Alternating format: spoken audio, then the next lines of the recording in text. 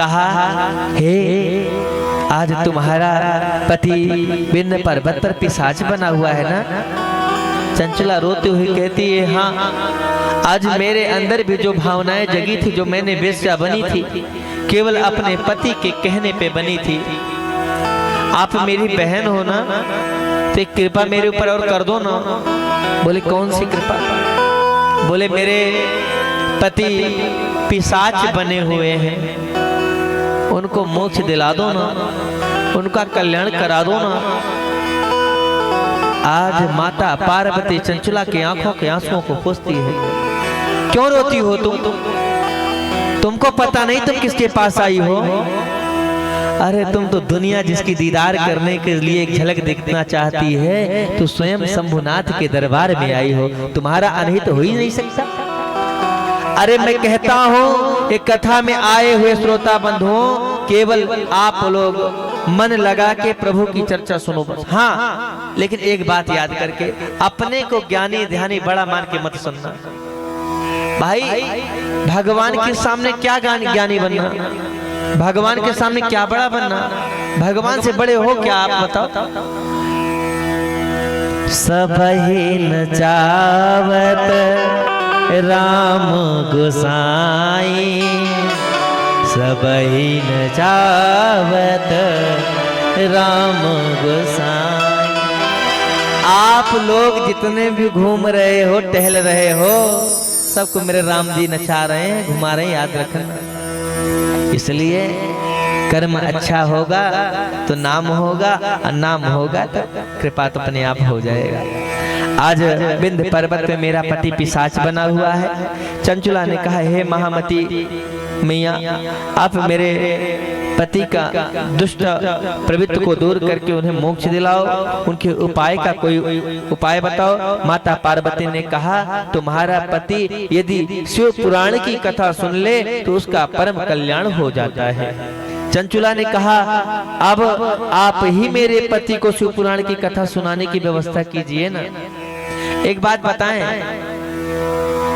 अगर हम लोग यहाँ कथा गाने आए हैं तो जिम्मेवारी आपकी है। चाहो तो मान सम्मान दो, और चाहे तो जो इच्छा हो तो, है कि नहीं? तो अब चंचला तो भगवान के शरण में आ गई है। अब मैया चाहे तो चंचला के पति का कल्याण करें, और नहीं तो न करें। तो माता पार्वती आज स्वयं चंचला के पति का कल्याण करने के लिए सुंदर से शिव पुराण की आयोजन करती है। हमारा आज चंचला के द्वारा बार दो प्रार्थना किया जाने पर माता पार्वती दया की, और माता पार्वती ने तुम्बुरुक गंधर्व को बुलाया और उसे चंचला के साथ लेकर के विंध्य पर्वत पे जाकर के बिंदु प्रेत को शिव पुराण सुनाने के लिए कहा। पार्वती माता ने तुम्बुरुक को बिंदु का सारा वृत्तांत सुनाया, और माता पार्वती के द्वारा बिंदुक का सारा वृत्तांत सुन करके तुम्बुरुक उसी पिशाच से सती साध्वी पत्नी चंचला को संग लेकर के विंध्याचल पर्वत पर आया, और वहां उन्होंने उस अत्यंत भयंकर पिशाच को बलपूर्वक बांध दिया और मंडप की रचना की। देखो, मैं कहता हूँ, यदि किसी के भूत प्रेत बाधा लगती है तो एक बार विंध्याचल माँ का दर्शन करने मात्र से पिशाचों का विनाश हो जाता है, याद रखना। आज जाकर के मंडप किया और शिव पुराण की कथा बांधने के लिए तत्पर हो गए। जैसे ही गंधर्वराज तुम्बुरुक कथा बचने के लिए तैयार हुए, तीनों लोकों में समाचार फैला। सभी देवी देवता दौड़ करके आए और बाबा की कथा को बड़े ही प्रेम से, बड़े ही मन लगा के सुने, जैसे आप लोग सुन रहे हो। ऐसे सुन करके आज, इसलिए मैं कहता हूँ, ये स्वर्ग में भी बड़ा दुर्लभ है प्रभु का नाम, इसलिए यही भज लो, यही जो है वही है। मैं कहता हूँ, स्वर्ग में जब जाएंगे तब जाएंगे, यही स्वर्ग बना लो ना। जहाँ भगवान की भक्ति हमेशा होती है वही स्वर्ग है, वही वृंदावन है, वही अयोध्या है, वही आप लोगों की नगरी है। जहाँ भगवान का चर्चा करने लगो वही है। भाई, जब हमारा पैर किसी मंदिर की ओर यात्रा पे निकलता है तो वो यात्रा तीर्थ यात्रा बन जाता है, याद रखना। जब हमारा आंख भगवान का दीदार करता है तो भगवान का दर्शन बन जाता है।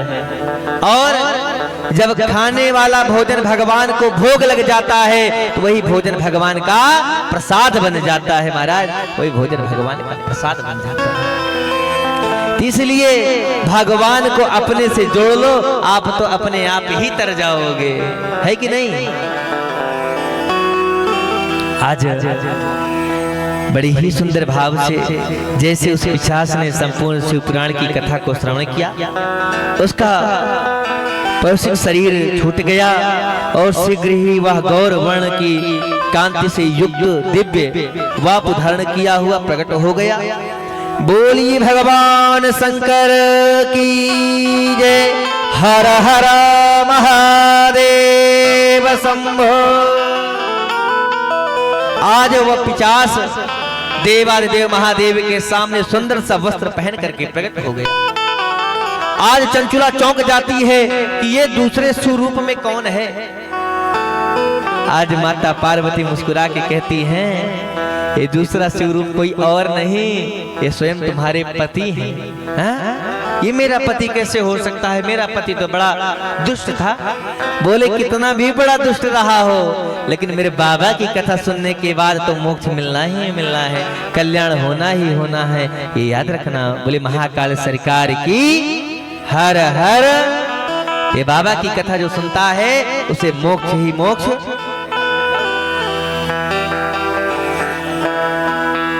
उसे मोक्ष ही मोक्ष मिलता है। इसीलिए कहते ना, संतन के संग लाग रे। संत किसे कहा गया है?